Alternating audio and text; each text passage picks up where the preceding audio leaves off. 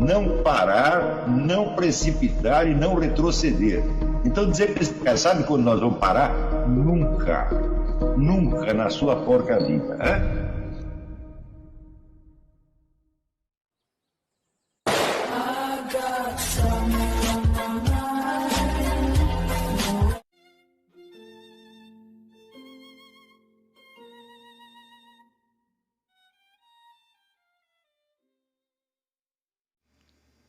E aí pessoal, tranquilo? Então vem aqui antes do vídeo começar, pedir para vocês se inscreverem, quem não for inscrito, compartilhar, curtir, comentar. Quem puder seja membro do canal, que isso ajuda bastante. Tem também o link do Apoia-se. Quem puder ajudar nosso canal e apoiar financeiramente vai ser muito bem-vindo. Mas o mais importante é transmitir o conteúdo e os conhecimentos do professor Olavo de Carvalho para mais e mais brasileiros. Então compartilhe e ajude aí nossa causa. Muito obrigado a todos os membros, apoiadores do canal. Fico muito feliz. Tenho certeza que a gente está no caminho certo. Então fiquem com o vídeo e até mais. Valeu! Quer dizer que a própria preocupação histórica é uma coisa muito tardia na história humana. Né? Também nós podemos nos perguntar como essas civilizações antigas, Egito, Babilônia, China, elas se consideravam de certo modo o centro do mundo, ou a única parte interessante do mundo, né? E o resto aparecia como se fosse um círculo caótico em torno. Como eles poderiam ter ideia de uma história universal, se para eles o universo era apenas a sua própria civilização e o resto em volta era caos? Né? Por exemplo, o Eric Wegener dá o exemplo da civilização mongol, onde eles consideravam que apenas o Império Mongol, e que existia apenas o Império Mongol, e todas as demais regiões do mundo eram assim, ou eram, vamos dizer, regiões que ainda não haviam sido ocupadas, ou eram regiões que se consideravam em estado de rebelião. Quer dizer, quem não estivesse submetido ao Império Mongol, né, ou era um bárbaro, ou era um rebelde. Então não havia outros impérios, não havia outros estados que fossem reconhecidos como legítimos. Então, dizemos, o mundo é um império mongol, e em volta do mundo existe o quê? Existe o caos, as trevas exteriores. Né? Praticamente todas as civilizações antigas tinham alguma ideia desse tipo. Então, como poderiam ter chegado, se elevado à ideia de uma história universal?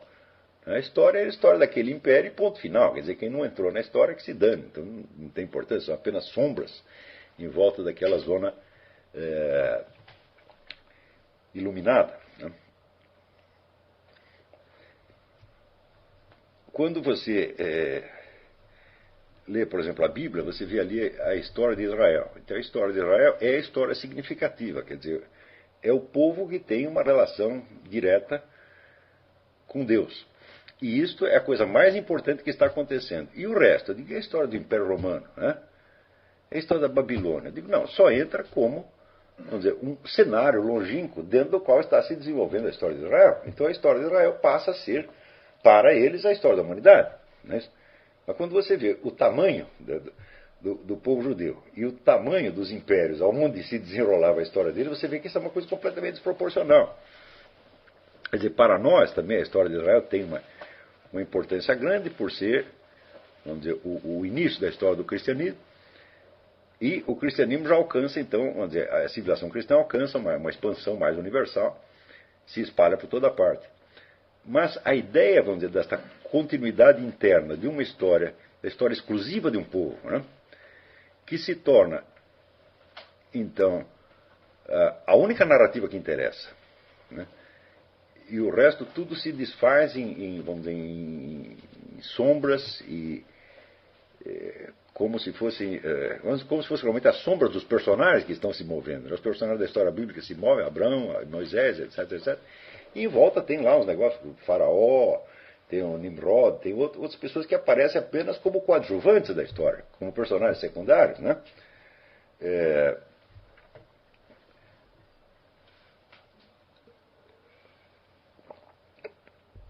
Você vê que já na Bíblia aparece uma certa ideia de continuidade e de uma coerência interna da história.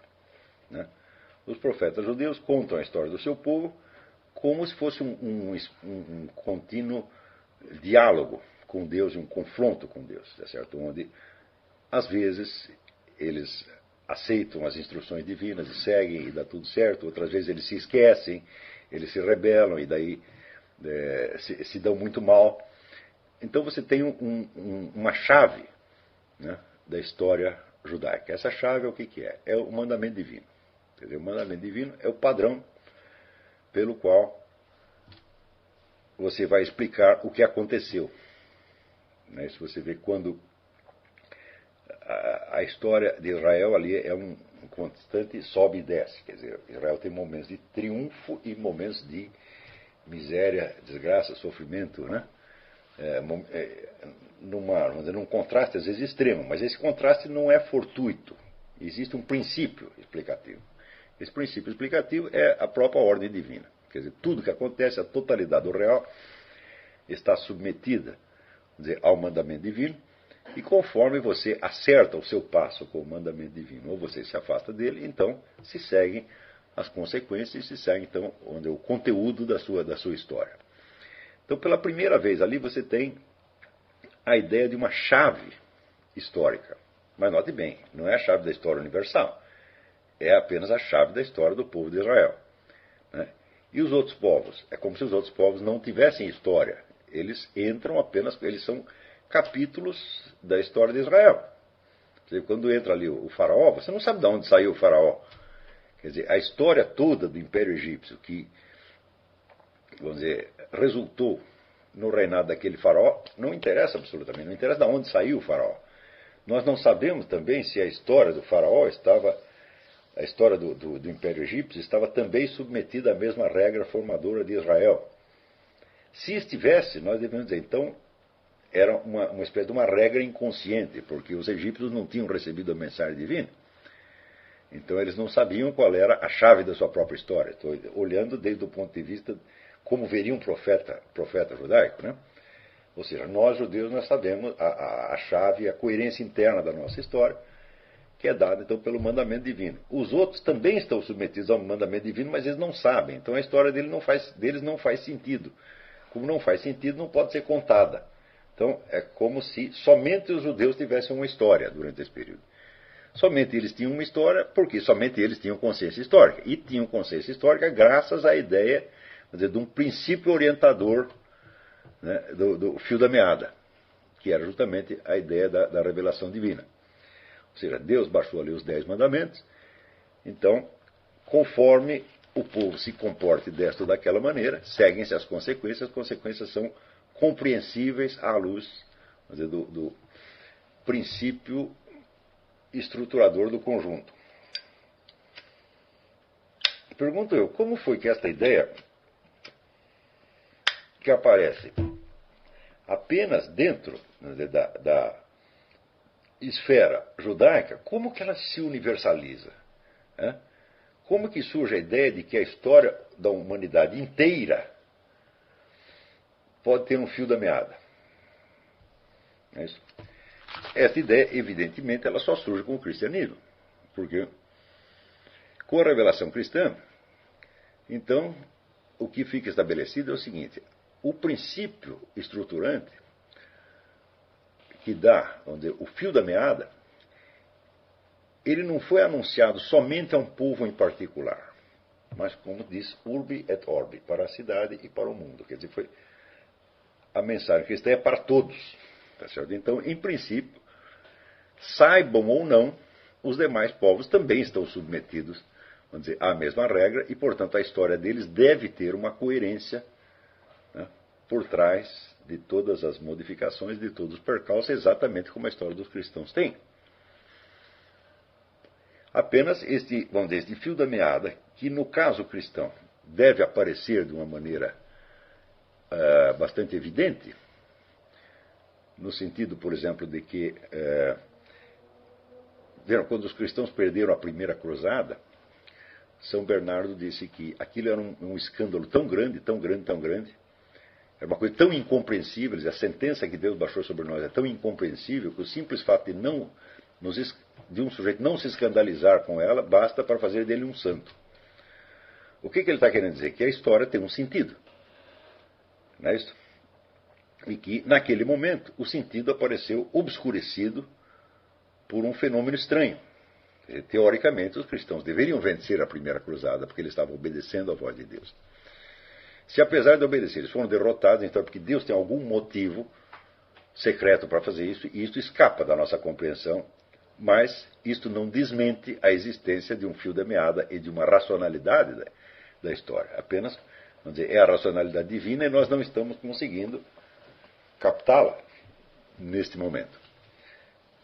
E quanto à história dos outros povos? Bom, elas também estavam regidas pelo mesmo princípio, só que de uma maneira inconsciente.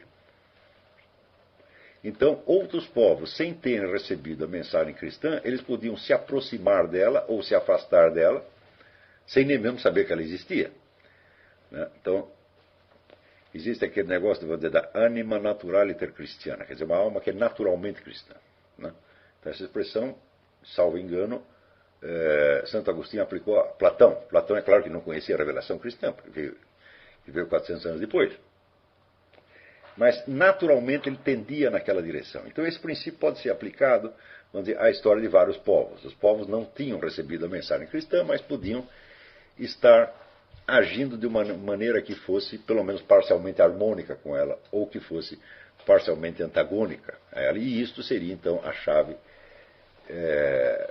explicadora do seu destino. Então, a ideia de que toda a história humana pode ser remetida a um conjunto de princípios explicativos, ela surge daí. É, evidentemente, uma perspectiva que a gente diz escatológica. Escato não é aquilo que se refere, vamos dizer, ao fim do mundo. Quer dizer, às últimas coisas que vão acontecer. Sem a perspectiva das últimas coisas, não é possível ter a ideia, vamos dizer, de um percurso racionalmente compreensível da história.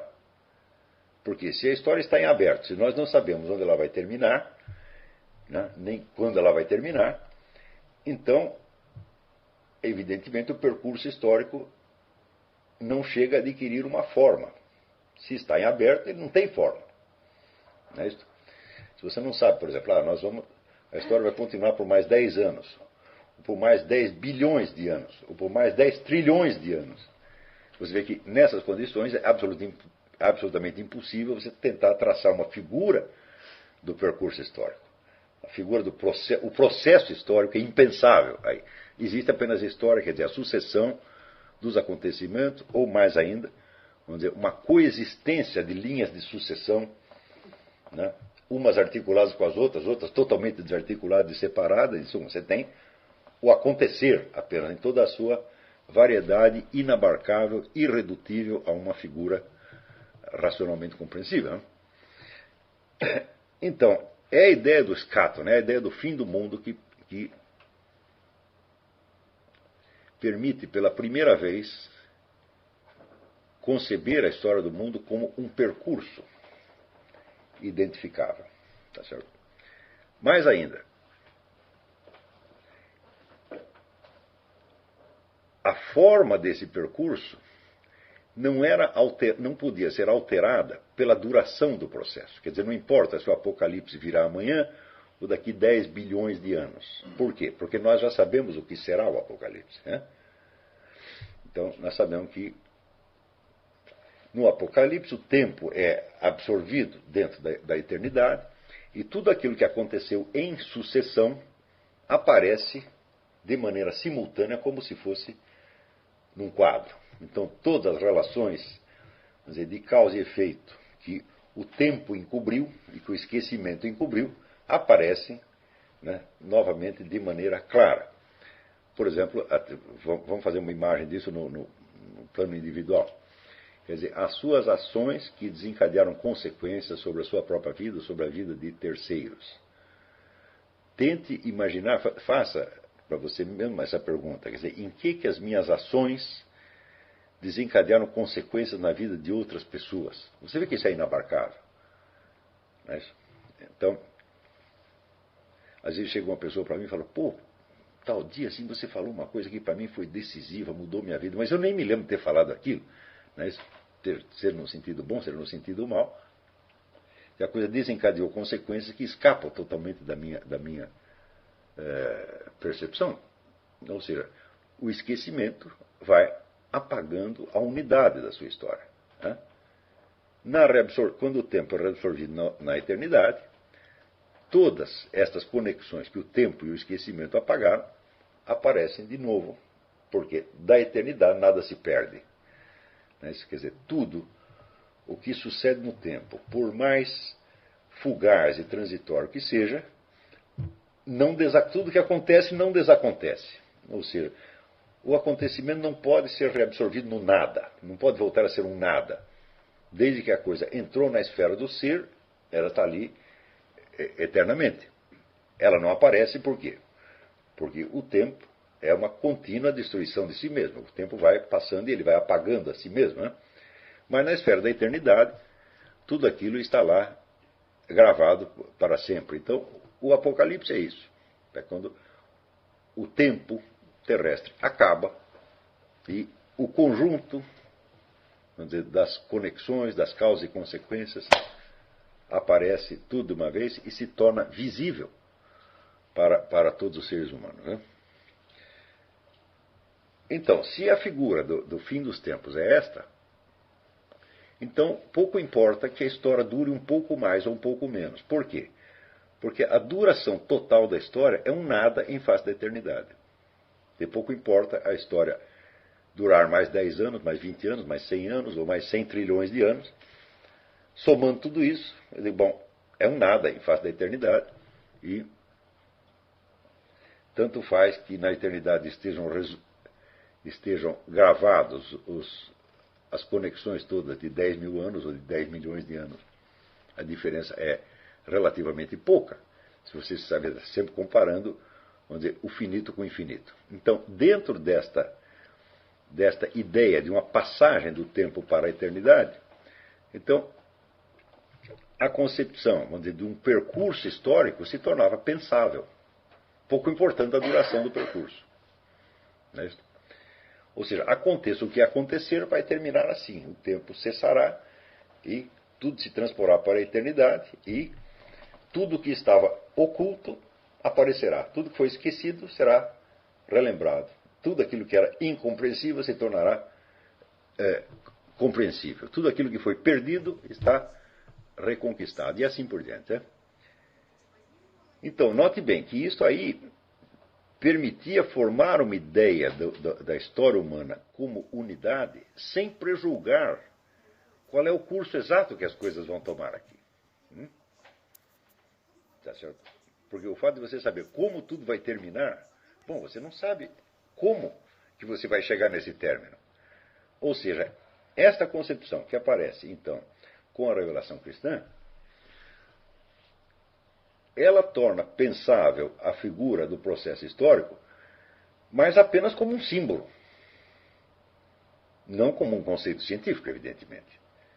Né? Quer dizer, você tem uma ideia de que no fim das contas a história será um processo fechado, pouco importando a imensidão humanamente inabarcável dos fatos que a compõem. Ela tem uma forma e ela tem um fecho, por assim dizer. Tá certo? Mas,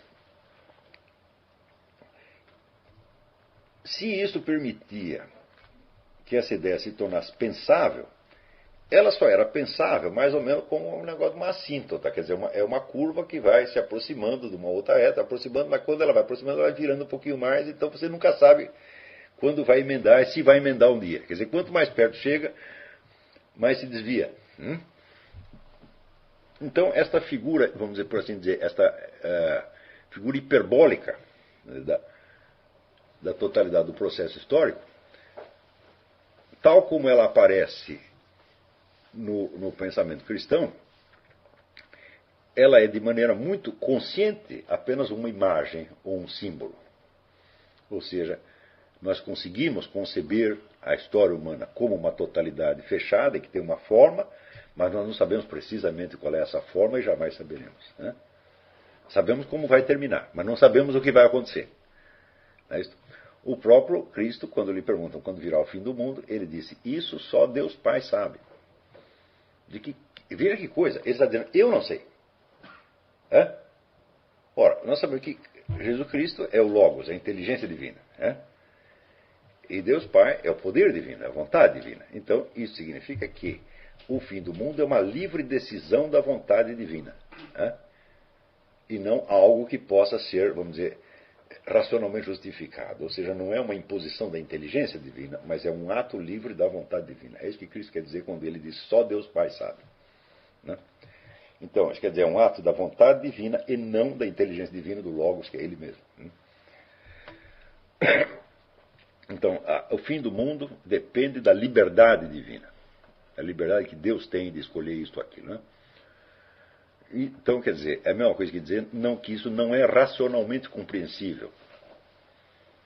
Não há um fundamento lógico que possa ser exposto, porque se houvesse um fundamento lógico, você dele poderia deduzir mais ou menos a duração, né, dos tempos e assinalar aproximadamente o fim. Não é isso?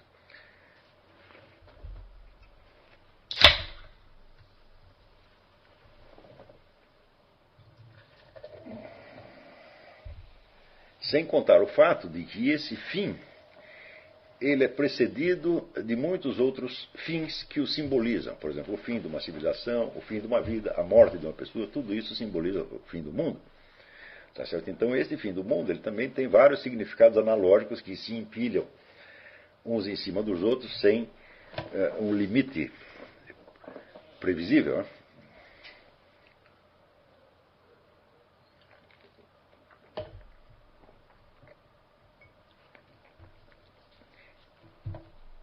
Então, estou dizendo aqui, com o cristianismo, pela primeira vez, se torna acessível ao ser humano a ideia muito vaga de um percurso total da humanidade. Mas esse percurso só é tornado total, ele só adquire uma forma porque ele tem um fim. Isso não quer dizer, de maneira alguma, que no seu conteúdo, quer dizer, nos vários processos que o compõem, eles têm uma unidade substantiva. Um processo histórico humano tem uma unidade substantiva. Quando você vai tentar recompor essa unidade no ponto de vista substantivo, quer dizer, por assim dizer, quantitativo, você não consegue. Você vê que existem inúmeras linhas de desenvolvimento histórico que não tem nada a ver umas com as outras e que se desenrolaram de maneira totalmente independente, sem que um sujeito aqui tivesse a notícia do que os outros estão fazendo lá. Então você diz, bom, o conjunto tem uma unidade, por quê? Porque ele tem um término, porque essa história se desenrola num lugar determinado, que é o planeta Terra, e porque ela tem um término. O que nós podemos apreender da forma total do percurso humano é só isto, né? Agora, substantivamente, qual é essa forma, no sentido interno? Quer dizer, como se desenrolou o processo histórico e quais são as leis, entre aspas, que o determinam. Tá certo? Isso não dá para a gente saber, isso é absolutamente inacessível.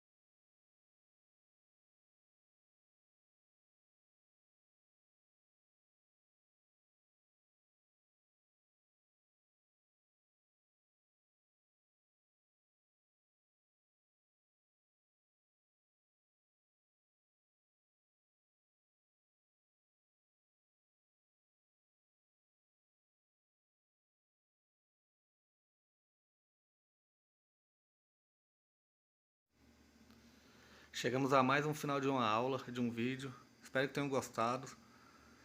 Quem não se inscreveu ainda, se inscreva, compartilhe, comente. Ajude o nosso canal, apoie, seja membro.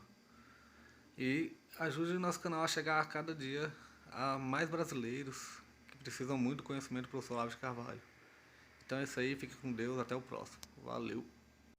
Então é isso aí, pessoal. Que é o nosso canal. Que são alguns livros que eu já li. A maioria foi doação, mas alguns eu adquiri, professor Olavo de Carvalho. Alguns livros se perderam aí que eu emprestei, professor Alexandre Costa, a Bíblia Sagrada.